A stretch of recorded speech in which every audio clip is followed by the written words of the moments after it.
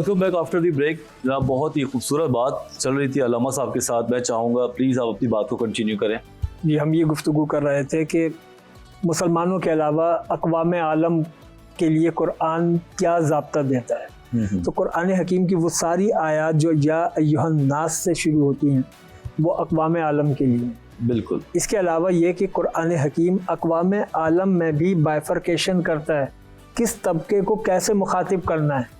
واہ. یعنی ایک طبقہ تو وہ ہے جو عیسیٰ علیہ السلام کی پیروی کر رہا ہے, ایک مذہب وہ ہے جو موسیٰ علیہ السلام کی پیروی کر رہا ہے. جی تو جب آپ عیسیٰ علیہ السلام کی قوم کو دعوت دیں گے تو پہلے ذکر عیسیٰ کریں.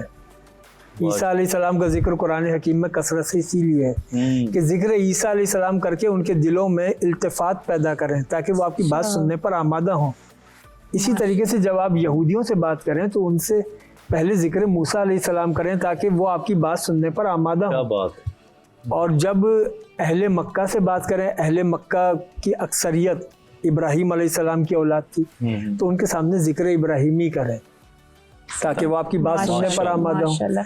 اور جب عام لوگ ہوں تو ان کے سامنے ذکر آدم کریں. سبحان اللہ. کیا بات ہے.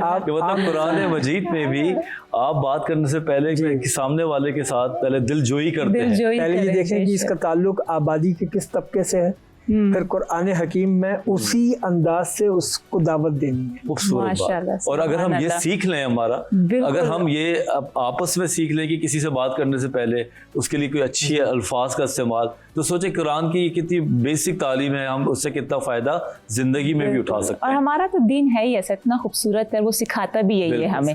شاید ہم نے خود ہی مشکل کر دی ہے. بے شک صحیح بات. اچھا میرا آپ سے ایک اور سوال ہے کہ یہ بات تو طے ہے کہ قرآن کا پڑھنا اور سمجھنا ثواب ہے ہمارے لیے, لیکن ہمیں ہدایت کیسے مل سکتی ہے اس سے؟ قرآن کا پڑھنا سمجھنا یقیناً یہ باعث ثواب ہے, لیکن اصل جو ہے وہ ہدایت ہے. اگر انسان کے پاس ہدایت ہے تو پھر سب کچھ ہے, ہدایت نہیں ہے تو پھر کچھ بھی نہیں. یعنی دنیا کی نعمتیں اس وقت نعمت ہیں جب ہدایت کے ساتھ ہوں. صحیح. اگر ہدایت نہیں ہے تو یہی ساری نعمتیں میں سے کچھ بھی نعمت نہیں ہے. تو ہمیں کیسے پتہ چلتا ہے علامہ صاحب کہ ہمیں ہدایت ہے یا ہمیں نہیں ہو پا رہی, ہم اس کو اپنے اندر تبدیلی کیسے لے کر؟ ہدایت کے لیے خداوند ذوالجلال نے فرمایا هو الذی ارسل رسولہ بالہدی ودین الحق. اللہ وہ ہے جس نے اپنے رسول کو ہدایت کے ساتھ بھیجا ہے. صحیح. اور دین حق کے ساتھ بھیجا ہے. تو ایک تو رسول اکرم علیہ الصلوۃ والسلام کے ذریعے جو دین پہنچا ہے وہ ہمارے پاس دو صورتوں میں ہے. ایک وہ ٹیکسٹ فارم میں قرآن, اور ایک اس کی عملی صورت ہے وہ ہے سیرت النبی. یعنی اگر ان دو چیزوں کو ہم یکجا کر لیں تو ہمارے پاس ہدایت کا ایک جامع نظام بن جائے گا. اور ہدایت کا نظام اتنا ضروری ہے کہ اللہ نے پہلا انسان جو دنیا میں بھیجا وہ ہادی بنا کر بھیجا. یعنی کہ ہم اگر صرف قرآن کو پڑھیں اور حضور کی سیرت کو نہ پڑھیں تو مطلب یہ ہدایت نہیں ہے, پھر ہمارے لیے کمپلیٹ نہ ہوا. اگر ہم صرف قرآن کو پڑھیں گے اور سیرت النبی سے لا تعلق رہیں گے تو ہوگا یہ کہ قرآن حکیم عربی زبان میں ہے. ایک لفظ کے کئی معنی ہوتے ہیں, تو ہر لفظ ہر شخص اپنی مرضی کے معنی نکالے گا اور اپنی مرضی کا نظریہ قائم کر دے گا. اس لیے قرآن کے ساتھ سیرت النبی ضروری ہے تاکہ سیرت النبی کے ذریعے ہمیں پتہ چلے گا کہ رسول اکرم نے قرآن کی اس آیت سے کیا معنی مراد لیے, صحابہ کرام اس آیت سے کیا مطلب سمجھتے تھے. ورنہ تو یہ کہ قرآن حکیم میں ایک لفظوں کی ایک کتاب رہ جائے گی جس سے ہر آدمی اپنا من چاہا نتیجہ نکالے. افسوس کے ساتھ کہنا پڑتا ہے, ہم جب چھوٹے تھے ہم نے قرآن پڑھا اور ہمیں بڑا فیملی کی طرف سے تھا کہ ہم نے قرآن پاک کو ختم کرنا ہے, اور ہم نے ٹائملی ختم بھی کر دیا, لیکن اس کی سمجھ بوجھ, اس کا جو نظریہ ہے وہ ہمیں کبھی کسی نے اس طرح نہیں بتایا. اور ٹائم کے ساتھ اب اگر ہم اس کو نصاب میں شامل کر لیں اپنے اسکول کی کلاسز میں تو کیا کہتے ہیں کہ ہمیں بچپن سے ان چیزوں کا پتہ نہیں چلے گا. بالکل یہ اس طرف توجہ ہونی چاہیے تھی لیکن نہیں رہی.